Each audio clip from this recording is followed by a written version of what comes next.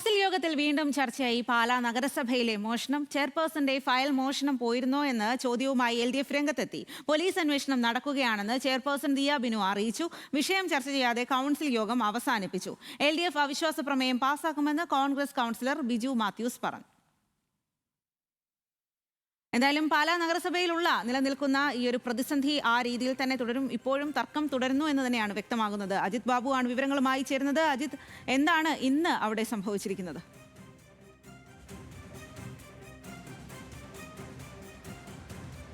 സ്വാതി രാജീവ് 4 ദിവസം അടുപ്പിച്ച് കൗൺസിൽ യോഗം വിളിച്ചിരിക്കുകയാണ് പാലാ നഗരസഭയിൽ. പ്രത്യേകിച്ചും ഈ കൗൺസിൽ യോഗങ്ങളുമായി ബന്ധപ്പെട്ടൊക്കെ ഇത്രയും അടുപ്പിച്ച ദിവസം കൗൺസിൽ യോഗം വിളിക്കേണ്ട ആവശ്യമുണ്ടോ എന്ന് ചോദ്യങ്ങളടക്കം LDF ഉന്നയിക്കുന്നുണ്ട്.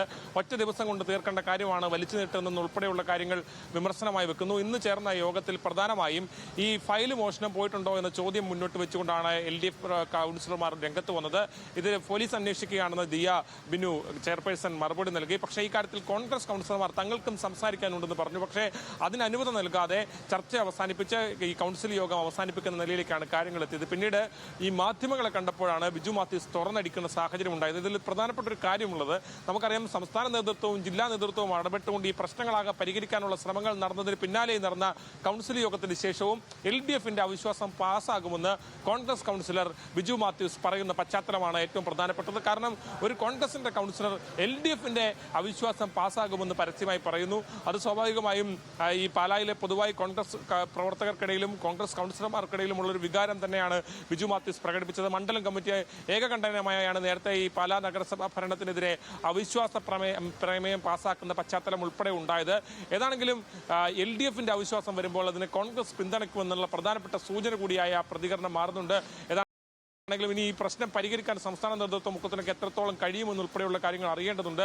നിലവിൽ ഏതാണെങ്കിലും ആ നിലപാടിൽ LDF അവിശ്വാസത്തെ പിന്തുണയ്ക്കാനുള്ളൊരു നിലപാട് തന്നെയാണ് കോൺഗ്രസ് കൗൺസിലർമാർക്കുള്ളത് എന്നുള്ള കാര്യം വ്യക്തമാക്കുന്നതാണ് ഈ പ്രതികരണം. അതോടൊപ്പം അതിന് പിന്നാലെ LDF പ്രതിപക്ഷ നേതാവായിട്ടുള്ള ബിജു പാലുപ്പടവൻ ഉൾപ്പെടെയുള്ളവരുടെ പ്രതികരണവും അതിനോട് ചേർന്ന് നിൽക്കുന്നതാണ്. തങ്ങളുടെ അവിശ്വാസം പാസ്സാകുമെന്നുള്ള കാര്യം ഉറപ്പാണ്. കാരണം നേരത്തെ തന്നെ കോൺഗ്രസ് കൗൺസിലർമാർ ഇത്തരത്തിൽ അവരുടെ അവിശ്വാസം അവരുടെ മണ്ഡലം കമ്മിറ്റിയിൽ പ്രകടിപ്പിക്കുന്ന സാഹചര്യം ഉണ്ടായി. അതുകൊണ്ട് അവിശ്വാസം പാസ്സാകുമെന്നുൾപ്പെടെയുള്ള കാര്യങ്ങൾ LDFും പറയുന്ന പശ്ചാത്തലമുണ്ടായി. ഏതാണെങ്കിലും പാലയെ സംബന്ധിച്ച് വരുന്ന ദിവസങ്ങൾ അത് നമുക്ക് പ്രവചിക്കുന്നതിനപ്പുറത്തേക്കുള്ള കാര്യങ്ങളായിരിക്കും സംഭവിക്കുക. എന്നാണെങ്കിലും സംസ്ഥാന നേതൃത്വവും ജില്ലാ നേതൃത്വവും ഇടപെട്ട് ഇനിയൊരു പ്രശ്നപരിഹാരത്തിന് തയ്യാറാകുമോ, അതിന് കഴിയുമോ എന്നുൾപ്പെടെയുള്ള കാര്യങ്ങളാണ് അറിയേണ്ടത്. അതേസമയം ഈ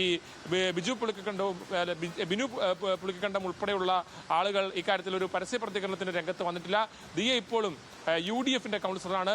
ആ UDFന്റെ നേതൃത്വം ഒരു ധാരണയുടെ പുറത്താണ് ചെയർപേഴ്സണാകുന്ന സാഹചര്യം ഉണ്ടായത്.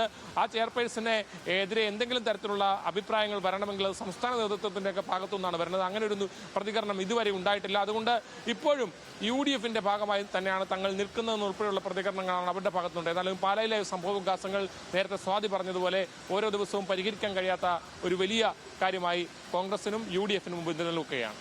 അതുതന്നെയാണ് അജിത് ബാബു.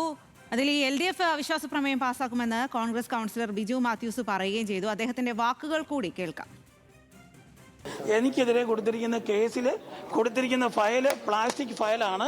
അത്തരം ഫയൽ ഉപയോഗിക്കുന്നതല്ല ഗവൺമെന്റിൽ എന്നുള്ള വിവരവും അതോടൊപ്പം ഈ ഫയൽ കൊണ്ടേ കാണിച്ചപ്പോൾ ഈ ജീവനക്കാരൻ ഈ ഫയലുമായിട്ടാണ് ബീച്ചാട്ടം പുറത്തോട്ട് പോയെന്ന് ഞാൻ കണ്ടു എന്ന് പറഞ്ഞു.